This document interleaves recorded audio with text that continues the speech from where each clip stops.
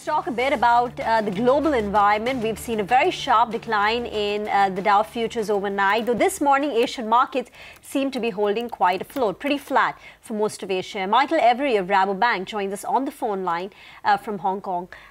Michael, good afternoon, and thanks so much for speaking with CNBC TV18. Should we start worrying about a global growth slowdown the way crude prices have tumbled close to about 25-30% from its October peak? And is that going to be a big overhang which can drag the market significantly lower? Well, I think that's already happening, isn't it? I mean, are you asking me to confirm that what we're already seeing will continue, or to project that that will happen ahead? I'm slightly confused. No, it's already happening. I agree with you. But if you could just talk about the extent of a global slowdown and how much lower can we head from here? Well, in terms of global growth, the slowdown has been evident in the last few months' data that we've seen from a number of different places. China in particular is obviously slowing quite sharply, and the government there is talking about doing things but hasn't started actually doing very much yet. The States is still, stumbling along quite nicely for now. Europe has seen quite a particularly sharp slowdown, but we actually think there could be a slight bounce into the end of the year, but then things will slow down again after that in 2019, so it won't be a straight line. And emerging Asia, well, generally it had been doing okay, but if China is slowing down and Europe is slowing down and the US is going to decelerate slightly, then there isn't really much cause for optimism that emerging Asia is suddenly going to pick up by itself. That was exactly my next question, Michael, because November has been a happy little month for most emerging markets, specifically a market like India. We're up 5-6% when the US market has actually been struggling. So this stock price decoupling that we've seen on emerging markets, do you see this reversing anytime soon? And if you could just elaborate that point on your concern on US growth. Well, I don't see the decoupling happening anytime soon, provided that the Fed is continuing to raise rates. I mean, I'm looking at my screen today, and I look at equity returns in the US dollar adjusted basis because, that's the only way you can compare apples with apples around the world. And it's just a sea of red. There's nothing green there at all in emerging market land anywhere in the world, Asia or elsewhere, apart from Brazil, which I think is up 1.4% at the moment, and that's largely on the back of the recent election.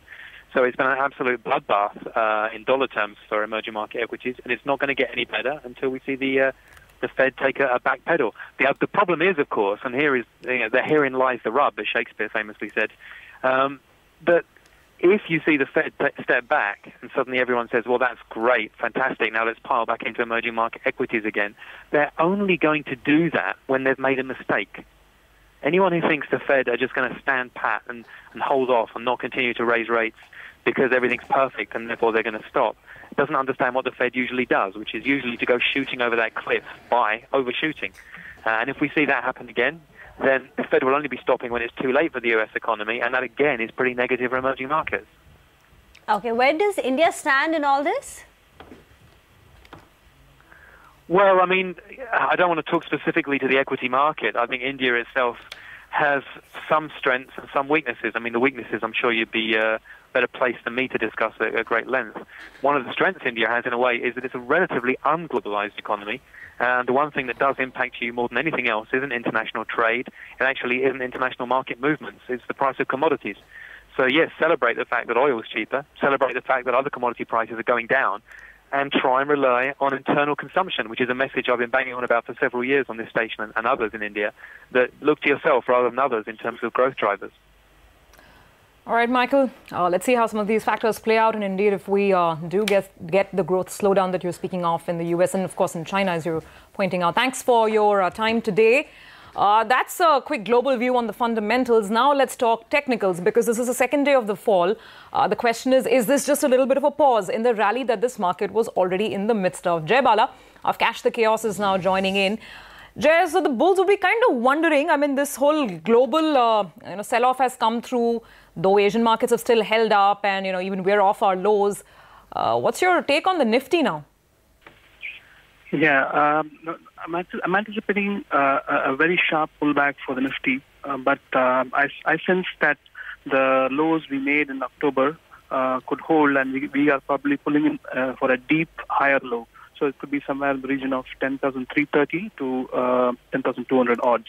So that's my interpretation at this moment. But it's a very difficult market. So if your traders are struggling, they're not alone. Okay. So, but the bottom at 10,200, you don't see the market going below the 10,000 level, which we hit in October? Yeah, that's what it looks like. Earlier, I had the, I was working with the thesis that the market needed to go below the March 2018 low, but it looks like it may have already put in a low, and we are going in for a higher low at this moment. So what you're saying, Jay, is that we might get this sharp pullback to 10,300, but 10,000 should hold, and that seems to be the big low. So basically, we're talking about the market being in a range of about 700 points. Or do you see a break come in on either side? Yeah, that's right. See, when we had spoken last month, I said, the medium-term picture is unchanged for record highs past 12,400, 12,600. But here, the short-term was that was a bit mixed and unclear. But it does look like we are going in for a higher low without breaking in the October low.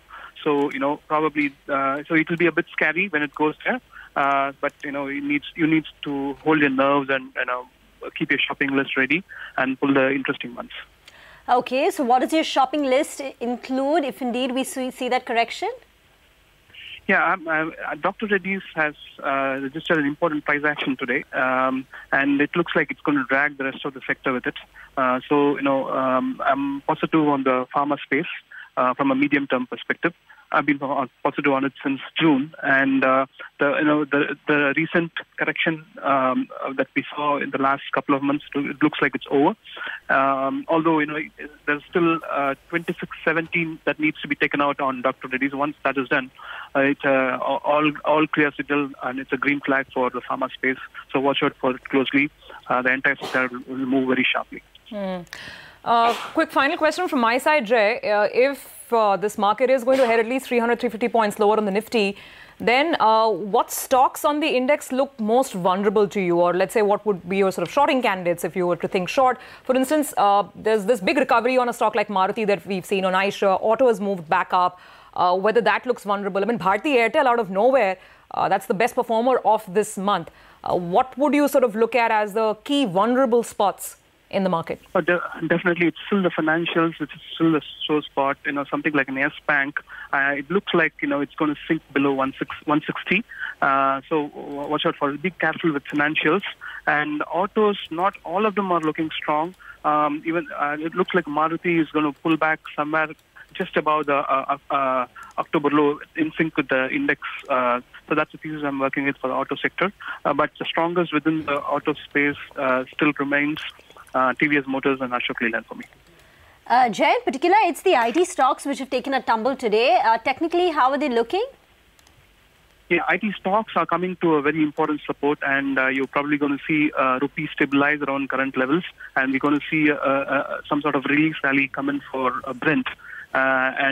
So basically, both of them, which have been dragging this sector in an indirect macro way, so that's going to probably come to a pause. So IT is probably seeing one of the last few days of selling.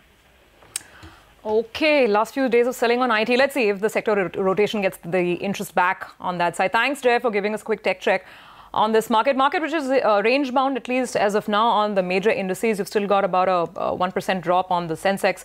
Nifty is down 72. The one stock that's now getting a little active is actually UPL. Let's just pull up the intraday, 2.5% up. They have done a small acquisition.